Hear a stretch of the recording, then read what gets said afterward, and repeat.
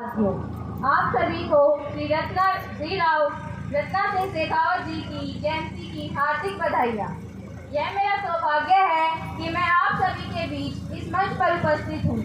मैं इस मंच के माध्यम से अपने विचार प्रस्तुत करना चाहूँगी कि कुछ ज्ञानी कहते हैं कि क्या रखा है इतिहास में, कुछ ज्ञानी कहते हैं क्या रखा है इतिहास में। मैं उनसे यही कहना चाहूँगी कि ये बात जरा जाके उनसे पूछें जो हमारे इतिहास को अपना बनाने में लाखों खर्च कर रहे हैं, लाखों खर्च कर रहे हैं।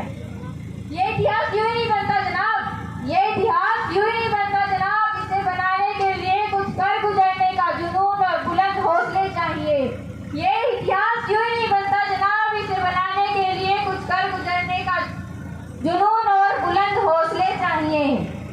ये राजपूत वो कौम है, ये राजपूत वो कौम है जो युद्ध के समय सर धड़ से अलग होने के बाद भी दुश्मन को मार कर मरता है, दुश्मन को मार कर मरता है। मैं आपको हमारे एक वीर योद्धा वीर शिरोमणि महाराणा प्रताप की वीरता के ऊपर एक शायरी सुनाना चाहूंगी कि जब जब तेरी तलवार उठी दुश्मन की टोली डोल गई, फीकी पड़ी दहाड़ से कि जब जब तूने हुंकार भरी, था साथी तेरा घोड़ा चेतक जिसकी तू सवारी करता था, थी तुझ में कोई बात की अकबर भी तुझसे डरता था, कि अकबर भी तुझसे डरता था।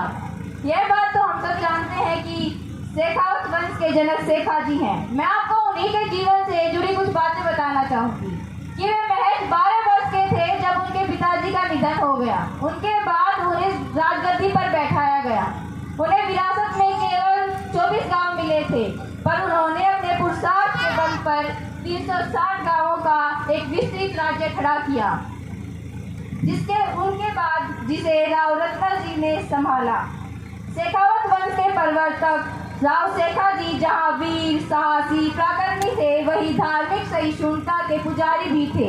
उन्हें इतिहास में सांप्रदायिक सद्भाव और नारी शक्ति के सम्मान के प्रतीक के रूप में जाना जाता है। अगर आपसे जीवन में कभी कोई पूछे कि राजपूतों ने किया ही क्या है, तो मैं बताती हूँ उन्हें क्या जवाब देना है।